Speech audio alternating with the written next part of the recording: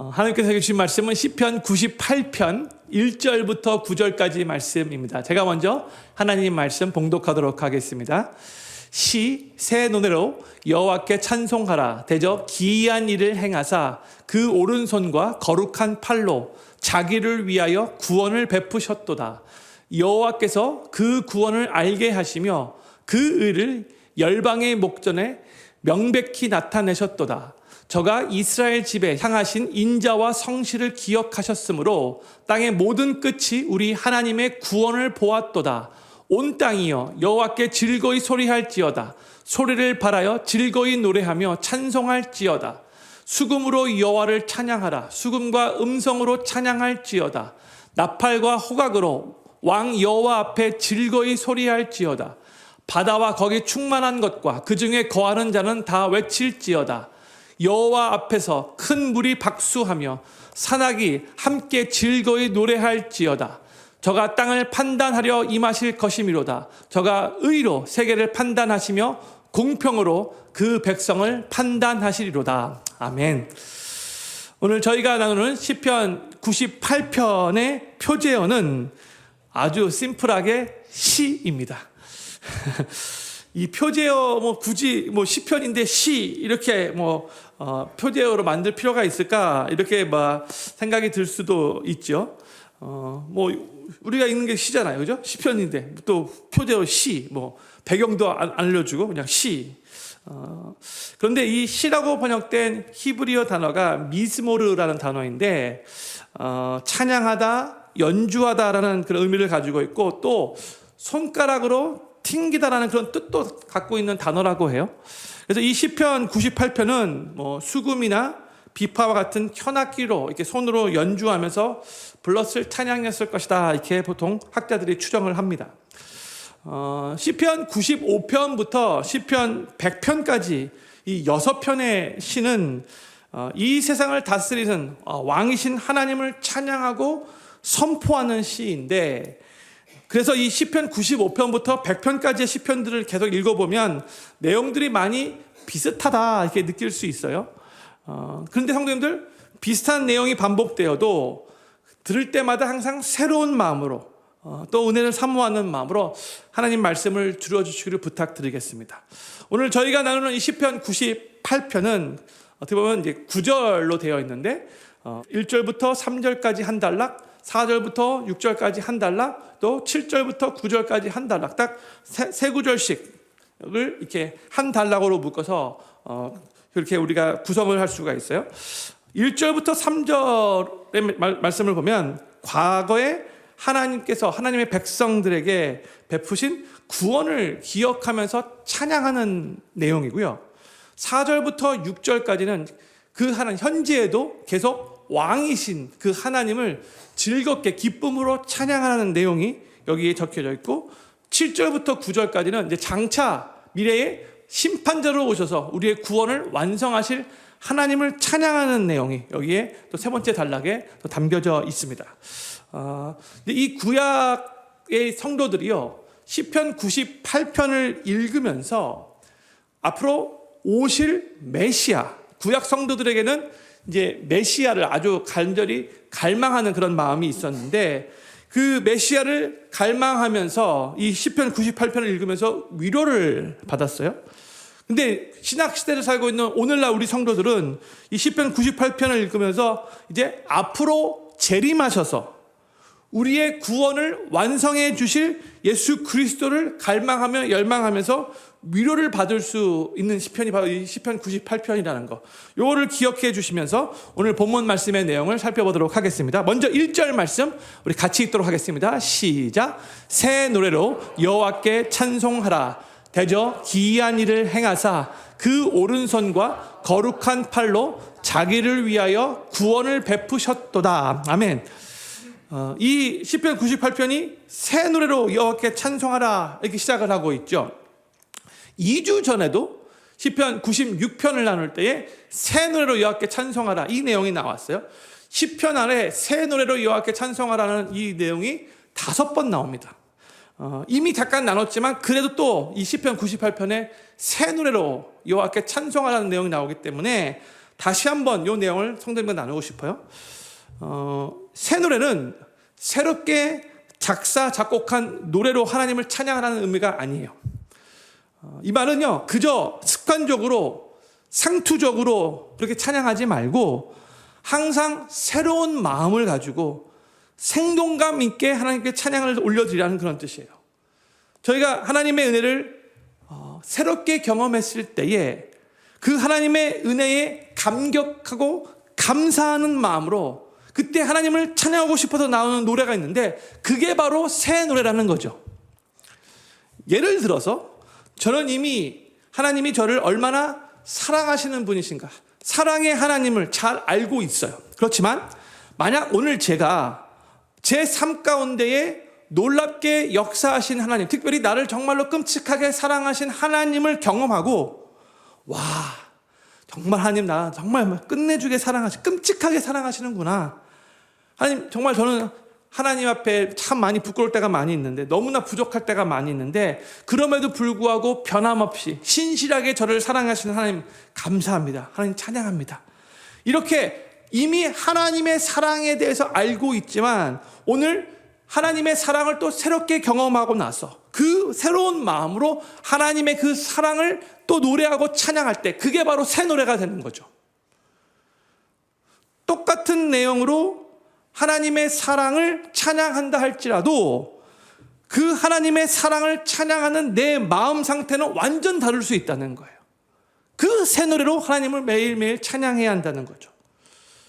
마찬가지로 저희가 찬송가를 많이 부르잖아요. 그렇죠? 찬송가에 나와 있는 찬양은 새 노래라고 말할 수가 없죠. 다 아는 옛 노래라고 할 수 있죠. 그렇지만 이미 많이 불러온 찬송가라 할지라도 어느 한 순간에 가사 내용이 내 마음에 확 와닿을 때가 있어요. 그래서 은혜가 될 때가 있어요. 여러 번 불렀었는데 그 가사의 내용이 오늘따라 내 마음에 탁 와닿고 눈물이 핑 돌 때가 있는데 그때 감사합니다. 아멘. 이렇게 그런 마음으로 하나님께 찬양을 드리면 그 찬송도 새 노래가 되는 거죠. 그래서 새 노래는 노래가 만들어진 시기나 그 날짜가 중요한 게 아니라 그 노래를 부르는 우리의 마음 상태가 중요한 거예요. 그러니까 틀에 박혀 있는 전혀 마음이 담겨져 있지 않은 상태로 무의미하게 그냥 입만 움직이며 노래하지 말고 마음을 담아서 진정한 의미로 하나님께 정말로 감사함으로 하나님을 정말로 높이고 싶은 마음으로 그렇게 하나님을 찬양해야 한다는 거예요. 매 순간 하나님 찬양할 때마다. 저는 필그림교회 모든 성도님들이 하나님께 찬양 올려드릴 때에 습관적으로 상투적으로 틀에 박힌 마음에 담기지 않은 무의미한 형식적인 그런 찬양을 드리지 않기를 바라고 그때마다 찬양의 가사의 의미를 깊이 생각하면서 항상 새로운 심정으로 마음을 담아서 생동감 넘치는 정말로 새 노래로 우리 여호와 하나님을 찬양하시게 되기를 우리 구주 예수님의 이름으로 간절히 축원합니다. 이 1절 말씀을 잘 살펴보면 왜 새 노래로 하나님을 찬양하라고 하는가 그 이유를 시편 저자가 말해주고 있어요. 1편 다시 한번 보면은요, 새 노래로 여호와께 찬송하라. 그다음에 한국말로는 대저 기이한 일을 행하사 했는데 영어로 보면은 거기 보면 for 왜냐하면 그런 의미가 담겨져 있죠. He has done marvelous things. 왜냐하면 기이한 일을 하나님께서 기이한 일을 행하셨기 때문에 그런 뜻인 거죠. 그러면서 시편 저자가 그 기이한 일을 이렇게 행하신 하나님을 지금 찬양하라고 이렇게 말하고 있는데 영어로 marvelous thing인데 이 marvelous thing, 이 기이한 일은 뭘 의미하는가? 이건 인간 능력 밖에 있는 일, 인간이 생각하지 못한 일을 의미하는 거예요. 그러면서 이 기이한 일이 무엇인가를 말해주고 있는데 하나님의 오른손과 거룩한 팔로 구원을 베푸셨도다 이렇게 말하고 있죠. 하나님께서 권능으로 우리에게 하나님의 백성들에게 구원을 베푸셨음을 지금 여기서 시편 저자가 기이한 일, marvelous thing이라고 말해주고 있는 거예요. 그리고 성경에서는 하나님의 손, 또 거룩한 하나님의 팔, 둘 다 하나님의 권능을 상징하고 있는 거죠. 하나님의 손, 하나님의 팔. 하나님은 영이시기 때문에 손이 없으시고 팔이 없으신 분이신데 성경에서 그렇게 하나님 손, 하나님 팔이라고 이렇게 표현이 나오면 그것은 하나님의 능력, 하나님의 권능을 그렇게 상징하고 있다고 생각하시면 될 것 같아요. 그리고 또 1절을 잘 살펴보면 보세요. 하나님께서 자기를 위하여, 하나님 자신을 위하여 구원을 베푸셨다 이렇게 말하고, 이게 뭘 의미하는가? 일단 그 구원의 주체가 하나님이시라는 것이고요. 하나님께서 하나님의 백성들에게 구원을 베푸시는 것이 결국 그 구원은 하나님을 위한 것. 그렇기 때문에 이 구원은 가장 확실한, 우리가 조금 더 의심할 필요 없는 하나님이 역사하시는, 하나님이 주체가 되시는 하나님의 구원이라는 거죠. 그렇기 때문에 하나님께서 자기 이름을 걸고 행하시는 구원이기 때문에 이 구원은 하나님께서 끝까지 반드시 항상 이루실 거라는 것을 믿으라는 뜻이에요. 하나님을 위하여, 너를 위해서라기보다 하나님을 위하여 하나님께서 구원을 베푸시는 것이기 때문에 하나님의 구원에 대해서 조금 더 의심하지 말라, 그런 의미인 거예요. 이 1절에 기이한 일, marvelous thing이라고 표현이 나오고, 또 하나님께서 하나님 자신을 위하여 하나님의 오른손과 거룩한 팔로 베푸신 구원, 이 표현을 시편 저자가 그렇게 말했는데, 지금 이 시편 저자는 어떠한 구원의 사건을 생각하면서 이 내용을 기록했을까요? 바로 출애굽 사건이에요. 출애굽 사건을 생각하면서 이 내용을 기록한 거예요. 우리가 시편 말씀을 나누면서 벌써 이 출애굽 사건, 하나님께서 어떻게 이스라엘 백성들을 구원해 주셨는가를 여러 번 나누었지만, 또 오늘 본문 말씀이 이 내용을 말하기 때문에 다시 한번 그래도 그 구원을 생각하면서 감사하고 찬양하는 마음으로 이 출애굽 사건을 다시 한번 나누고 싶어요. 출애굽 당시에 노예는 사람으로 그렇게 여겨지지 않고 마치 일하는 기계와 같이 그렇게 취급이 됐어요. 근데 지금 이 이스라엘 남자 장정들이 60만 명이나 이 애굽에서 노예로 일을 하고 있다는 거죠. 어마어마한 거잖아요. 근데 이 60만 명 남자 장정이 애굽 땅에서 노예로 일을 했는데, 만약에 이들이 한꺼번에 애굽을 떠나간다면 이건 마치 60만 개 이상의 공장의 기계가 하루아침에 다 얼스탑하는 것과 마찬가지예요.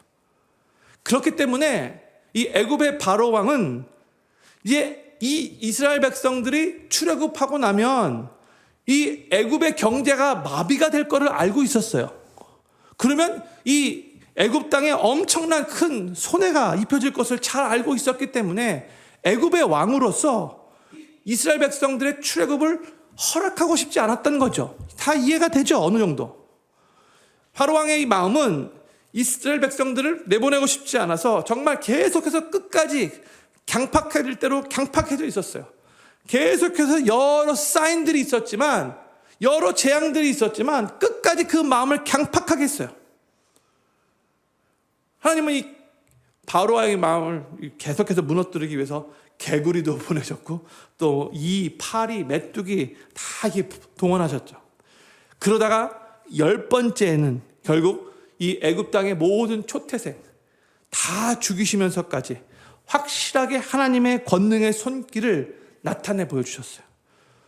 또한 출애굽을 한 후에도 뒤에서는 애굽의 군대가 추적해 오는데 앞에는 홍해가 가로막혀 있어요. 제가 3주 전 주일 예배 때 이 내용 나눴죠. 하나님께서 친히 그렇게 이스라엘 백성들의 진로를 인도하신 거예요. 앞에는 홍해가 가로막고 뒤에서는 애굽 군대가 추격해 오도록 하나님이 의도적으로 그 상황에 처하게 하셨다는 거죠. 그렇게 하나님이 친히 인도하셨어요. 그때 하나님은 이스라엘 백성들 앞에서 홍해를 쫙 가르셨죠. 그 이스라엘 백성들 홍해를 마른 땅과 같이 안전하게 건너게 하시고, 근데 뒤따라오던 애굽의 군대는 다 그 홍해에 수장되어 죽게 만들어졌어요. 하나님께서 이스라엘 백성들에게 정말로 이 기이한 일, marvelous thing을 행하신 거고요. 하나님의 오른손과 하나님의 거룩한 팔로 이스라엘 백성들에게 놀라운 구원을 베푸신 기적 중의 기적인 거죠. 그리고 하나님은 이 사건을 통해 이스라엘 백성들에게뿐만이 아니라 애굽 사람들에게도, 또한 온 열방에도 하나님의 권능을 널리 알리셨어요. 바로 이 구원의 하나님은 지금부터 한 3,500년 전에 이스라엘 백성들에게만 일하셨던 하나님이 아니라 오늘날 하나님의 백성인 우리의 삶에도 하나님의 오른손과 거룩한 팔로 구원을 베푸시는 하나님이라는 것을 믿으시기 바랍니다. 그 하나님이 바로 우리 하나님이라는 거죠. 여기서의 구원은 우리 영원히 천국 가는 그 구원뿐만이 아니라 우리의 삶의 환난과 위기, 내 힘으로는 도저히 해결할 수 없는 그 문제로부터의 그 구원을 다 포함하고 있는 단어예요. 구원의 하나님.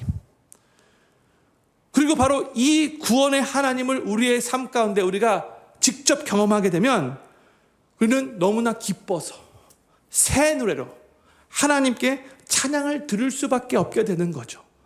우리의 삶 가운데 놀랍게 일하시고 역사하시는 그 하나님을 경험하면 경험할수록 그 하나님으로 말미암아 우리가 새 노래로 기쁨으로 하나님을 찬양할 수밖에 없게 된다는 거예요. 저는 필그림교회 모든 성도님들이 우리의 영혼의 죄의 심판과 형벌로부터 구원해 주신 그 하나님께 감사드릴 뿐만이 아니라 또한 삶의 위기와 환난을 만날 때마다 나의 힘으로 도저히 해결할 수 없는 그 문제를 만날 때마다 하나님의 오른손과 거룩한 팔로 기이한 일을 행하시면서 구원을 베푸시는 우리 좋으신 하나님을 더욱더 많이 삶 속에 경험하시면서 그 구원의 하나님을 기쁨으로 찬양하시게 되기를 우리 구주 예수님의 이름으로 간절히 축원합니다.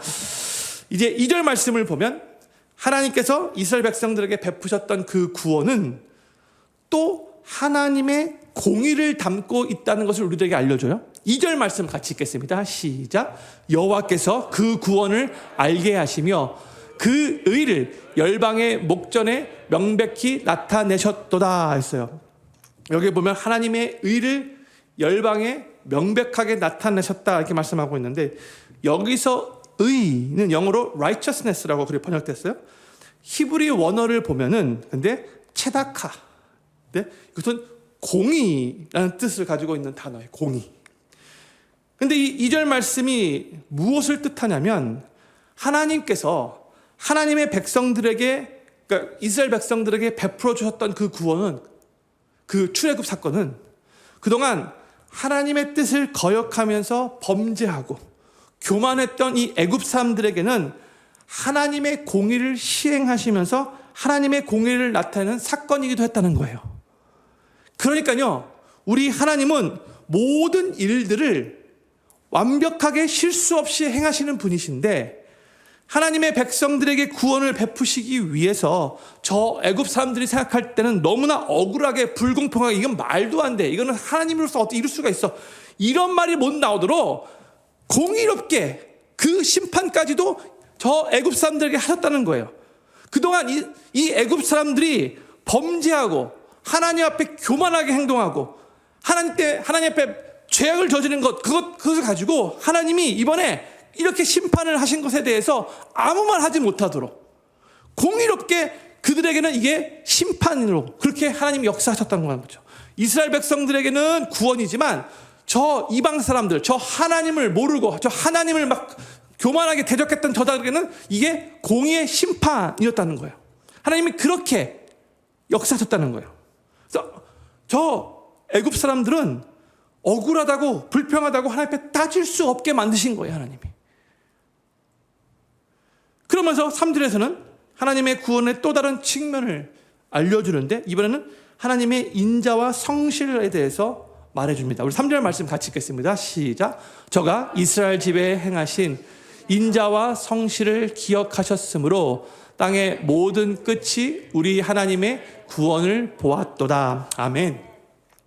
이 말은 이스라엘 백성들이 구원을 받을 만했기 때문에 하나님께로부터 구원을 받았다는 것이 아니라 오히려 그 반대라고 말할 수 있어요. 사실 구원 받을 만한 그런 요건과 자격이 전혀 이스라엘 백성들에게는 없었지만 하나님의 인자와 하나님의 성실로 이스라엘 백성들을 구원해 주셨다는 거예요.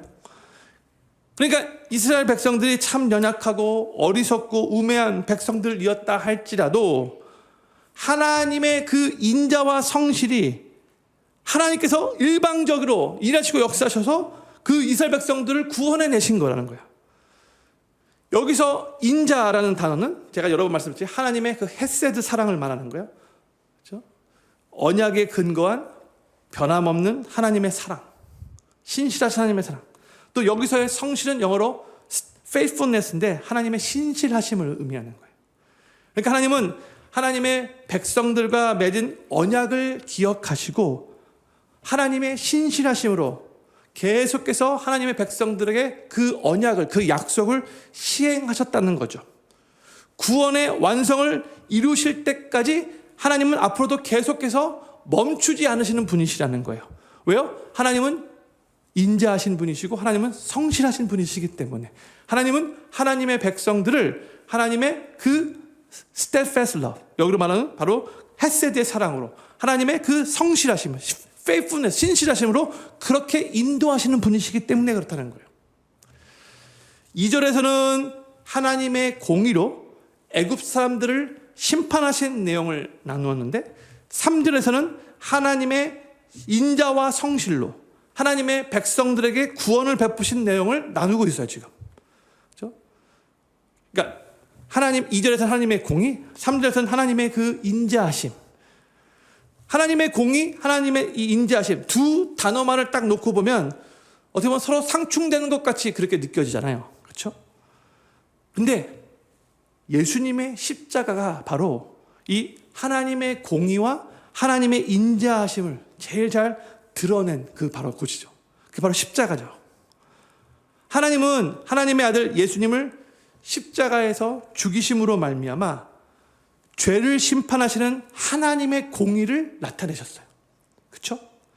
또한 하나님은 아들을 십자가에서 죄인인 우리 인간 대신 죽이시며 구원의 길을 열어주심으로 말미암아 그 하나님의 인자하심을 예수님을 믿는 하나님의 백성인 우리들에게 나타내시며 구원을 베풀어 주셨어요.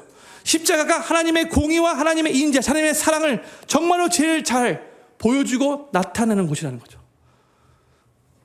때로는 우리의 지식으로는요, 이 하나님의 공의, 이 하나님의 사랑, 이 하나님의 인자하심을 정확하게 잘 밸런스 맞춰서 이해하기가 쉽지 않지만 그럼에도 예수님의 십자가에서 보여주시고 나타내 주신 그 하나님의 공의와 하나님의 인자하심을 성도님들 다 이해하며 보실 수 있기를 바라고 그렇게 우리에게 영원한 구원을 베풀어 주신 그 하나님 십자가에서 우리에게 공의를 이루시며 또 우리에게 하나님의 그 인자하심을 베풀어 주신 그 하나님을 더욱더 찬양하고 감사하실 수 있게 되기를 다시 한번 우리 구주 예수님의 이름으로 간절히 축원합니다.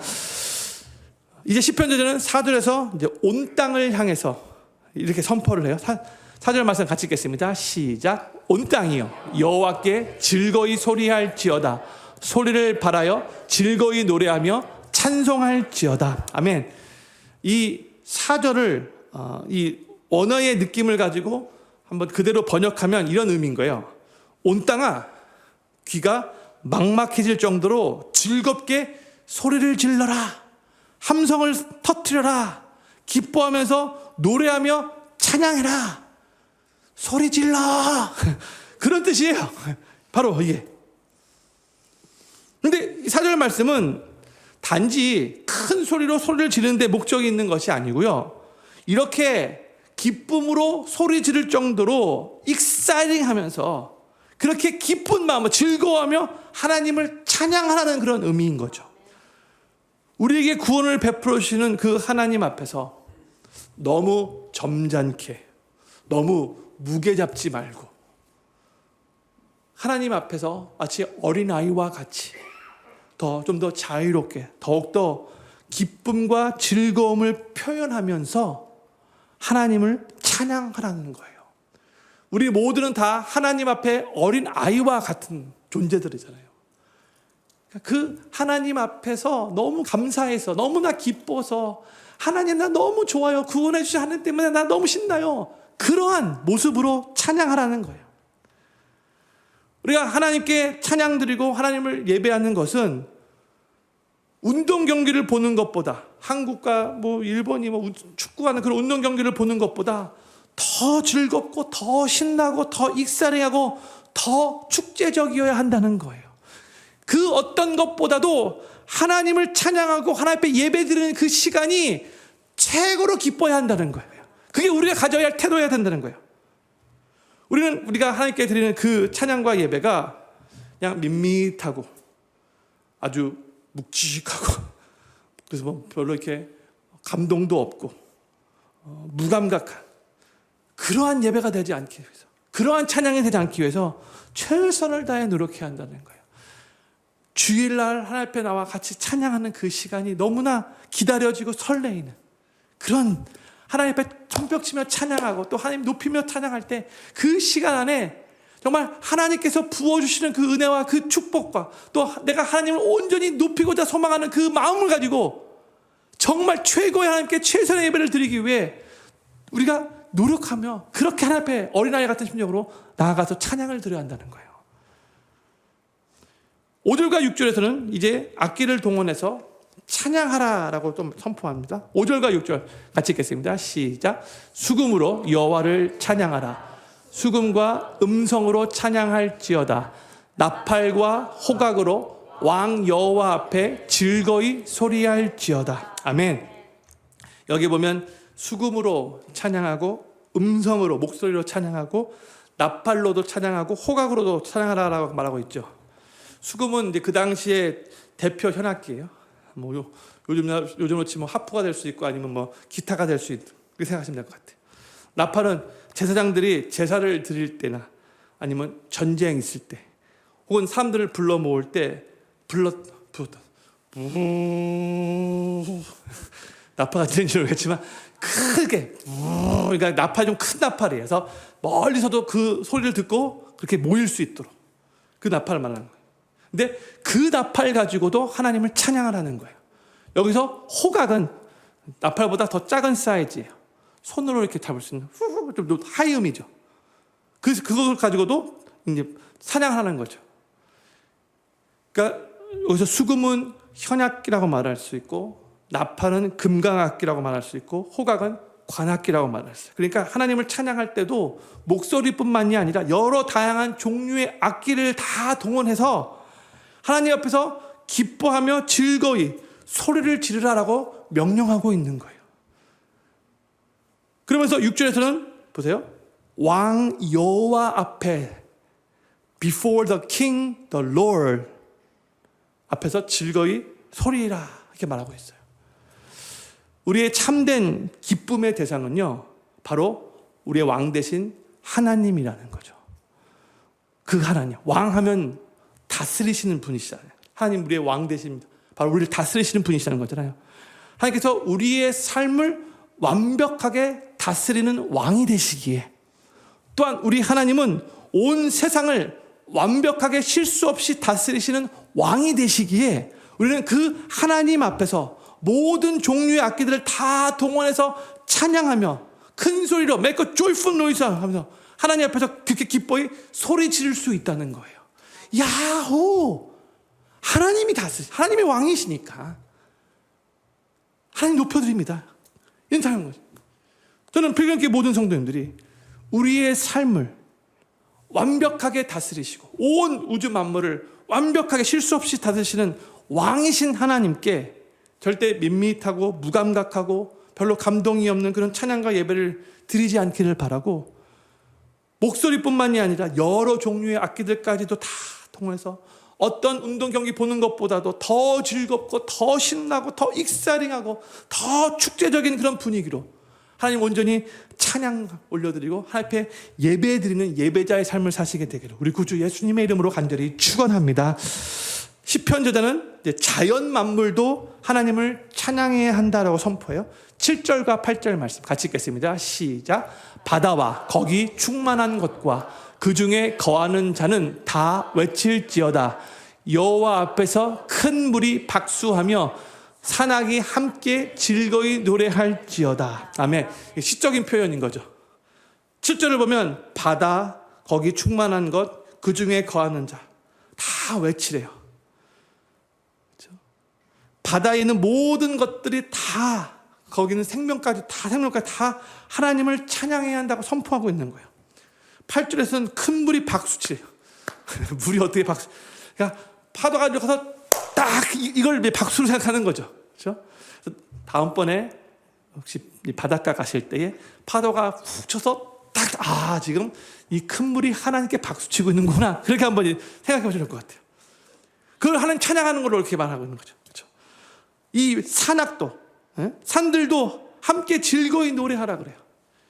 이 시편 98편을 보면서 성도님들 아시는지 모르겠지만 영어 찬양 Shout to the Lord, all the earth, let us 그 찬양이 생각이 났어요. 바로 요 성경 말씀을 구절로 만든 것 같아요. 그렇죠? 사람들뿐만이 아니라 모든 자연 만물도 다 하나님을 찬양해야 한다는 것을 선포하고 있어요. 우리 하나님은 온 우주 만물의 모든 것들의 찬양을 받기에 합당하신 분이시기 때문에 그런 거죠. 그러면서 시편 저자는 그 이유를 9절에서 이렇게 말하면서 시편 98편을 마무리합니다. 9절 말씀 같이 읽겠습니다. 시작. 저가 땅을 판단하려 임하실 것이미로다. 저가 의로 세계를 판단하시며 공평으로 그 백성을 판단하시리로다. 아멘. 이 9절에서 판단하다라는 단어가 3번 나오는데 영어 번역을 보면 다 judge라고 되어 있죠. 그러니까 심판하신다는 의미예요. 그러니까 하나님께서 저가 땅을 심판하려 임하실 것이미로다. 저가 의로, 여기서만 또 공의를 말하는 공의로 세계를 심판하시며 공평으로 그 백성을 심판하시리로다. 그런 의미인 거예요. 하나님께서 이 땅을 심판하시기 위해 임하실 건데 하나님은 공의로 이 세계를 심판하시는 분이시고 공평으로 이 백성들을 심판하시는 분이시기 때문에 모든 만물들은 이 심판의 하나님을 기뻐하며 즐겁게 찬양해야 한다. 그런 내용으로 이 시편 98편을 마무리하고 있어요. 그런데 이 구약의 성도들, 아까 제가 설교 선언 때 말씀드렸듯이 이 구약의 성도들은 앞으로 오실 메시아를 열망하면서 이 시편 98편을 찬양했다고 했죠.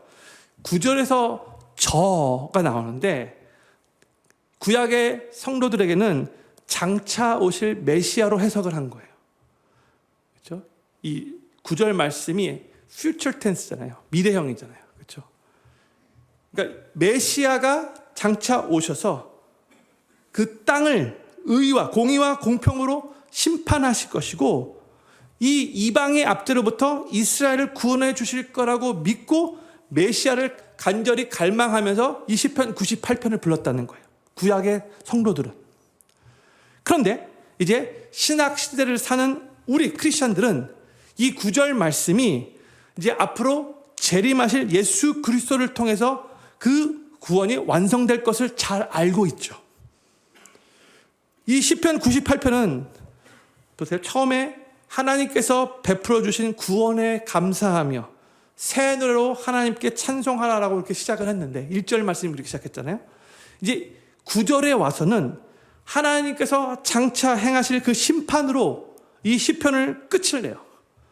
그런데 그 심판의 날은 하나님께서 행하신 구원의 역사가 완성되는 날인 거죠.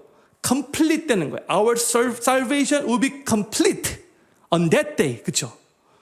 하나님은 하나님의 백성들에게 이미 구원을 베풀어 주셨어요. 구원의 은혜를 베풀어 주셨어요. 그렇지만 하나님의 백성들은 여전히 죄악된 이 세상에서 살아가고 있잖아요. 그렇죠? 그런데 하나님의 이 구원은 결국 예수님의 재림과 예수님의 다시 오심과 함께 있을 그 하나님의 심판을 통해 완성될 거라는 거죠. 그날이 올 때에 하나님이 주신 구원의 기쁨을 우리가 완전하게 누릴 수 있게 되는 거예요. 그 구원을 우리가 이 땅에 살면서도 누리겠지만 예수님의 재림과 함께 우리의 구원이 완성되는 그날부터 완전하게 그 구원의 기쁨을 누릴 수 있게 되는 거죠. 천국에서. 그렇죠? 시편 저자는 바로 그 마지막 심판의 날을 바라보면서 오늘 하나님을 찬양하라는 거예요. 이 시편 저자는 우리에게 예전에 경험했던 그 구원의 은혜를 토대로 앞으로 심판의 날에 임할 그 구원의 완성을 오늘 바라보며 오늘 새 노래를 부르라고 우리들에게 선포하고 권면하고 있는 시편이에요.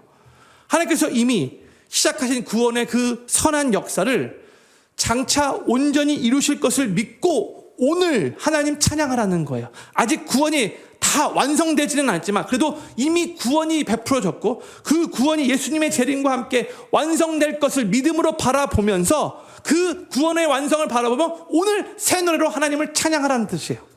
그 심판의 날에 우리 하나님은 악한 자들을 하나님의 공의로 공평하게 심판하실 것이기 때문에, 또한 예수님을 믿고 이미 하나님의 자녀가 된 하나님의 백성이 된 우리 크리스찬들은 하나님께서 그날에 상 주시고 그동안 수고 많이 했다라고 칭찬해 주시며 우리가 주님을 위해 한 일에 대해서 하나하나 다 기억하시며 보상해 주실 것이기에 그 심판의 날은, 그 마지막 최후 심판의 날은 우리 하나님의 백성들에게는 구원이 완성되는 날이기 때문에 그런 거죠.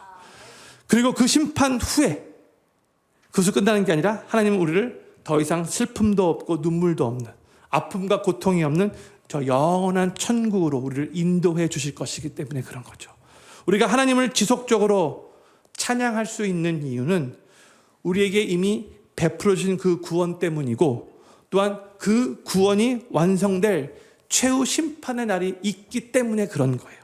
우리가 이 세상을 떠나면 결국 모든 것을 심판하실 그 심판주 되시는 하나님 앞에 서게 될 거라는 것을 우리가 의식하면서 이 세상을 산다면 우리는 이 세상에서 하나님의 뜻대로 올바르게 하나님의 일을 위해 더욱더 노력하면서 그렇게 살게 될 것이에요.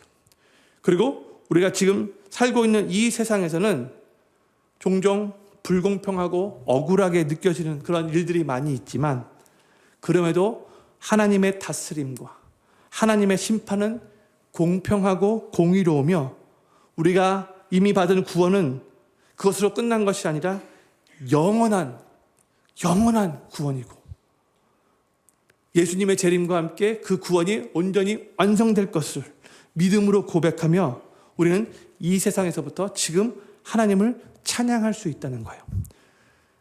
저는 여기 계신 모든 성도님들이 우리에게 이미 베풀어 주신 하나님의 그 구원을 생각하시며 감사하는 마음을 항상 가지실 수 있기를 바라고, 비록 우리가 이 세상을 살아가면서 때때로 불공평하고 억울하게 느껴질 때 있겠지만 결국 하나님의 그 최후의 심판을 하나님께서 우리의 구원을 완성시켜 주실 것이고 우리가 하나님을 위해 한 모든 일들을 하나님께서 기억하시며 보상해 주실 것이며 결국 저 영원한 천국으로 우리를 인도하실 그 하나님이 바로 우리의 하나님 되신 것을 지금부터 믿음으로 바라보시며 오늘도 내일도 계속해서 이 하나님을 찬양하며 우리의 허락하신 이 순례자의 길을 주님 오시는 그날까지 계속해서 믿음으로 걸어가시게 되기를 우리 구주 예수님의 이름으로 간절히 축원합니다.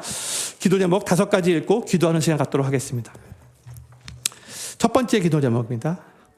하나님께 찬양할 때 그저 습관적으로 상투적으로 틀에 박힌 마음이 담기지 않은 무의미한 형식적인 찬양을 드리지 않게 하소서. 도리어 찬양의 가사의 의미를 깊이 생각하며 항상 새로운 마음으로 마음을 담아서 생동감 넘치는 새 노래로 하나님을 찬양하게 하소서. 두 번째, 삶의 환난과 위기를 만나고 자신의 힘으로 도저히 해결할 수 없는 문제를 만날 때마다 하나님의 오른손과 거룩한 팔로 기이한 일을 행하시며 구원을 베푸시는 하나님을 더욱 경험하며 그 구원의 하나님을 기쁨으로 찬양하게 하소서. 세 번째, 예수님의 십자가에서 나타내신 하나님의 공의와 하나님의 인자하심을 볼 수 있게 하소서. 십자가를 통해 우리에게 영원한 구원을 베풀어 주신 하나님께 더욱 감사하고 찬양하게 하소서. 네 번째, 우리 삶을 다스리시는 왕이신 하나님께 밋밋하고 무감각하고 아무 감동이 없는 찬양과 예배를 드리지 않게 하소서. 목소리뿐만이 아니라 여러 종류의 악기들까지 동원하여 그 어떤 운동 경기를 보는 것보다 더 즐겁고 더 신나고 더 익사링하고 더 축제적으로 하나님께 찬양과 예배를 드리게 하소서. 마지막 5번째, 이 세상을 살아가는 동안 불공평해 보이고 억울한 일들을 경험하여도 결국 최후 심판의 날에 우리의 구원을 완성시켜 주시고 하나님을 위해 한 일들을 다 기억하시며 보상해 주실 것이고 또 영원한 천국으로 인도하실 그 하나님을 찬양하면서 이 순례자의 길을 잘 걸어가게 하소서. 오늘 말씀 생각하면서 이 시편 98편이 과거에 우리에게 허락하신 이만 그 구원으로만 끝나는 것이 아니라 미래에 장차 그 예수님의 재림으로 말미암아 구원이 완성될 것을 바라보며 현재를 사는 우리들에게 계속해서 하나님을 찬양할 것을 그렇게 우리들에게 권면하고 있는데, 이 말씀을 생각하면서 이 5가지 이 시편의 기도를 한 편 올려드리는 시간 갖도록 하겠습니다. 기도하겠습니다.